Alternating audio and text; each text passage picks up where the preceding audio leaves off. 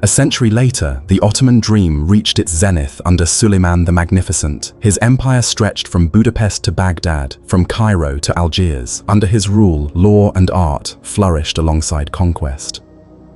Suleiman was more than a warrior. He was a patron of poets, an architect of justice, and a king who walked in majesty. Yet his armies still thundered across Europe. His fleets ruled the Mediterranean, and his name struck fear from Vienna to Venice. This was the golden age of the Turks, a time when their empire seemed destined to last forever. Bayezid. I was no ordinary sultan. His speed in battle earned him a name whispered with awe and fear. Yildirim, the thunderbolt. He swept through the Balkans like a storm, crushing foes with relentless fury. Nicopolis fell, and crusaders tasted defeat on the banks of the Danube. But Bayezid was not just a warrior, he was a ruler who dreamt of greatness. He laid siege to Constantinople itself, tightening the noose around the Byzantine capital. Victory seemed within reach, until the East called with a force even Bayezid could not ignore. For on the horizon rode a conqueror greater than any before, Timur the Lame. After Ankara, the Ottoman Empire was broken. Bayezid's sons, Mehmed, Isa, Musa, and Suleiman, turned on one another in a savage civil war. Brothers spilled blood for the throne, while enemies closed in from every side. Anatolia burned, Greek princes plotted, Balkan lords rebelled, and Byzantine hopes flickered anew. For 11 bitter years the empire hung by a thread. But from chaos rose one man, Mehmed Çelebi. Cunning and relentless, he crushed his rivals and rebuilt the shattered realm. When he finally claimed the title of Sultan, the Ottoman star began to shine again. The storm had passed, but darker clouds loomed. With Constantinople under his feet, Mehmed began to rebuild, not just walls, but destiny. He renamed the city Istanbul, making it the beating heart of his empire. Hagia Sophia became a mosque, its domes echoing with the call to prayer. Mehmed welcomed scholars, merchants, and artisans from every corner of the world. Greek, Arab, Persian, and Turkic cultures fused into something dazzling. Caravan routes pulsed with silk and spice, while mighty warships prowled the seas under the Ottoman flag. The Ottomans were no longer frontier raiders. They were rulers of a new world, but their hunger was far from sated. The empire gasped as Sultan Murad II stepped away from the throne. He exchanged the roar of battle for the silence of prayer, leaving his 12-year-old son, Mehmed, to rule. A boy among scheming viziers, ambitious generals, and hungry neighbors, his crown felt heavier than iron. In the marble halls of Edirne, Mehmed dreamed of glory. He spoke of cannons, of the walls of Constantinople, of carving his name into eternity. But dreams could not shield an empire. From the west came a storm. Christian armies, banners of the cross, swords thirsty for Ottoman blood. The council begged Murad to return, and so he did. Grizzled, relentless, a lion dragged back to the hunt. At Kosovo in 1448, the earth shook beneath thousands of hooves. Steel clashed, arrows screamed, and by dusk the crusade lay shattered once more. Murad reclaimed the throne, and Mehmed watched in silence, his pride burning like embers. The boy who had held power for a heartbeat swore an oath that day. He would rise again, not as a puppet, but as a conqueror who would change history forever. April 1453. The ground shook beneath the rumble of cannon wheels as Mehmed II, now 19 and Sultan, marched toward Constantinople. Behind him, 80,000 men, siege towers, and the most fearsome weapon the world had seen, the Great Bombard, a cannon so massive it took 60 oxen to drag. The city's walls, once thought eternal, loomed ahead. The Byzantines prayed as church bells tolled, while Mehmed's muezzins called the faithful to battle. From dawn till dusk, the earth trembled with cannon fire. Stone shattered, dust choked the air, and the sky darkened with arrows. Yet Constantinople did not yield. Day after day, its defenders hurled fire, repelled ladders, and fought like lions. But Mehmed was relentless. The city of emperors was bleeding, and time was running out. From the dying embers of the Sultanate of Rum, a small frontier beylik emerged, a cluster of warriors on the edge of Byzantine lands. At its head stood Osman, son of Ertuğrul. His domain was little more than rugged hills and scattered villages, yet Osman carried a dream, to build a state rooted in both faith and conquest. Osman was not a sultan, yet he was a Ghazi, a warrior of Islam fighting on the frontier where the crescent met the cross. His raids were swift, his loyalty unshakable. Villages pledged allegiance, drawn by justice and the promise of plunder. Osman's banner, plain, unadorned, would soon become a symbol feared across empires. From his campfires rose an empire that would outlast kingdoms and caliphates. No one could have imagined it then, but the Ottomans were coming, and history would never be the same. The year was 1354 when an earthquake shook the Gallipoli Peninsula, toppling Byzantine fortresses. The Ottomans saw opportunity where others saw ruin. Suleiman Pasha, son of Orhan, crossed the Dardanelles with his men. They entered the shattered castles not as invaders but as occupiers of destiny. Gallipoli became the first Ottoman foothold in Europe, a bridge to the Balkans. From here, waves of Turkish cavalry surged into Thrace and Macedonia. Villages fell, cities swore allegiance, and the Byzantines watched in despair as the crescent advanced westward. The crossing of Gallipoli changed history. The Ottomans were no longer bound by Asia. They were a transcontinental power, poised to crush an empire that once ruled the world. Osman's son, Orhan, carried his father's vision further. In 1326, the Ottomans struck at Bursa, a jewel of Byzantine Anatolia. The siege was brutal, catapults roared, towers burned, and the cries of war filled the air. When the gates finally fell, Bursa became the first true Ottoman capital. Unlike raiders of old, Orhan built, not destroyed. Markets thrived, mosques rose, and scholars gathered. Here the Ottomans found their rhythm, a blend of Turkic valor and Persian sophistication, Islamic devotion and Byzantine legacy.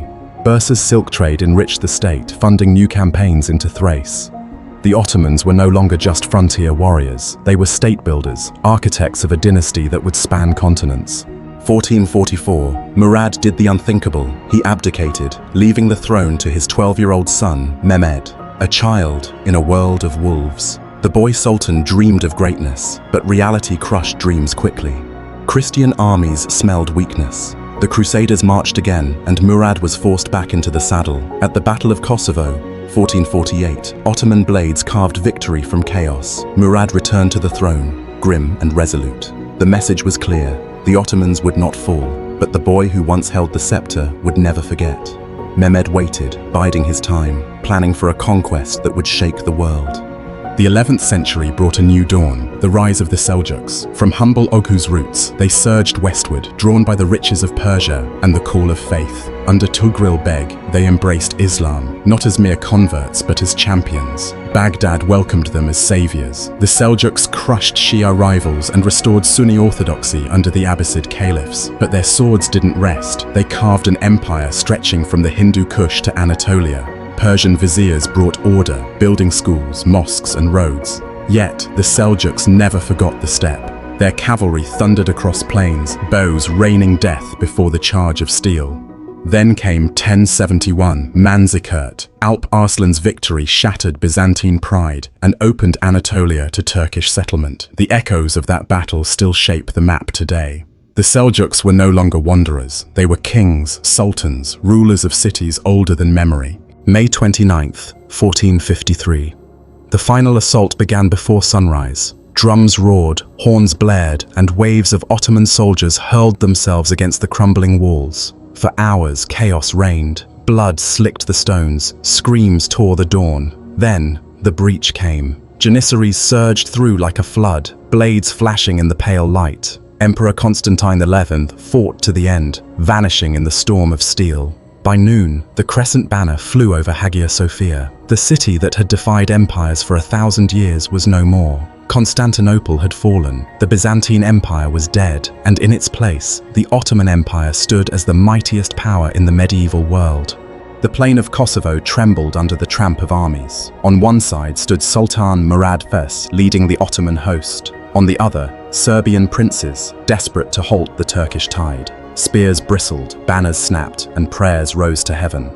The clash was savage. Arrows darkened the sky, swords rang like thunder, and men fell like wheat beneath the scythe. At day's end, the Ottomans claimed victory, but at a cost. Murad lay dead, struck down by a Serbian assassin. Yet the empire endured, and Murad's son, Bayezid, ascended the throne amid blood and glory. Kosovo broke the Balkans. One by one, Christian states bent the knee, and Europe felt the shadow of a rising crescent. In the 6th century, the endless steppe thundered under the hooves of a new power, the Turks. They called themselves the Sky Turks, children of Tengri. From the Altai Mountains to the Caspian Sea, they rode like storms, their banners snapping in the cold wind. Under Bumin Kagan, they united warring clans into a single khanate.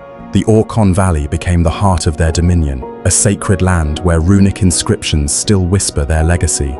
Their strength lay not in castles or walls, but in speed. A Turk warrior could cover 100 miles in a day, striking like lightning and vanishing into the horizon. Yet, power is fragile. The same freedom that forged their might would also scatter them. Rivalries brewed, bloodlines clashed, and the eternal sky watched as the first great Turkic empire splintered. But their story did not end. It only set the stage for the rise of even greater powers. The Turks had tasted empire, and they would hunger for more. The scorching plains of Ankara became the stage for one of history's most brutal duels of empire. Sultan Bayezid, the Thunderbolt, faced Timur Tamerlane, the Scourge of Asia. Both were masters of war, both claimed destiny. The battle raged beneath a searing sun. Arrows fell like rain, drums thundered like the heartbeat of war. Bayezid fought fiercely, his janissaries holding firm, but treachery brewed in the ranks. Desertion shattered the Ottoman line, and Timur's war elephants crashed through like living towers. Bayezid fell, not slain, but captured. The Thunderbolt who once terrified Europe now sat in a gilded cage, humiliated before Timur's court. The Ottomans fractured, their dream of conquest shattered, temporarily.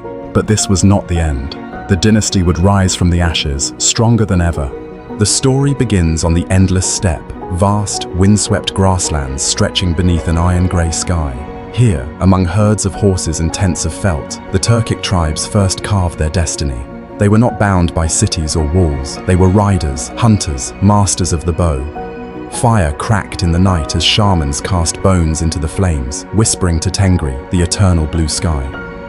Life was harsh, yet it bred warriors of unmatched endurance. Children learned to ride before they could walk. Every sunrise brought movement, every sunset the fear of raids. Their language carried across the plains like the howl of wolves, fierce and proud. But whispers grew, of uniting clans, forging something greater than scattered tribes. A dream was born, to dominate not just the steppe, but the world beyond mountains and deserts. This was the first spark of what would become mighty khanates and empires. From the windswept steppes to the gates of Vienna, the Turks carved a saga of steel and faith that reshaped the medieval world. They were nomads who became emperors, raiders who became builders, warriors who became patrons of art and science. Their legacy still lingers in the domes of Istanbul, in the rhythms of Ottoman law, and in the echoes of hoofbeats across history. The medieval Turks were more than conquerors. They were creators of an empire that bridged east and west, and a chapter of history that will never fade. Mehmed's death brought his son, Murad II, to the throne, a boy barely prepared for the burden of empire. Yet Murad grew into a warrior king, and under his reign, the Ottomans surged once more into the Balkans. The 1440s were years of blood and prayer. Crusaders marched under the cross, determined to halt the crescent. At Varna, their armies clashed with Murad's legions in a storm of steel. The young Polish king fell, and the crusade lay broken. But even in victory, Murad faced turmoil. Janissaries rebelled, princes schemed, and the dream of Constantinople burned like an unquenched flame in Ottoman hearts. After Manzikert, the Turks poured into Anatolia like an unstoppable tide. From the ashes of war rose the Sultanate of Rum, a bridge between worlds. Konya became their jewel, a city of poets, scholars, and warriors. The steppe spirit lived on, but Anatolia changed them. Stone replaced felt tents, minarets pierced the sky, and Persian art merged with Byzantine craft. Caravanserais rose along trade routes, protecting merchants under the Seljuk banner. The land that had once been Greek now sang with the call to prayer. Yet life was not all glory. Crusaders stormed from the west, Byzantines plotted revenge, and rival emirs clawed for power. But through chaos, the Turks endured. They were no longer nomads. They were rooted in soil and faith, forging the foundations of a future empire. The Ottomans. The age of wandering was over. The age of empire had begun.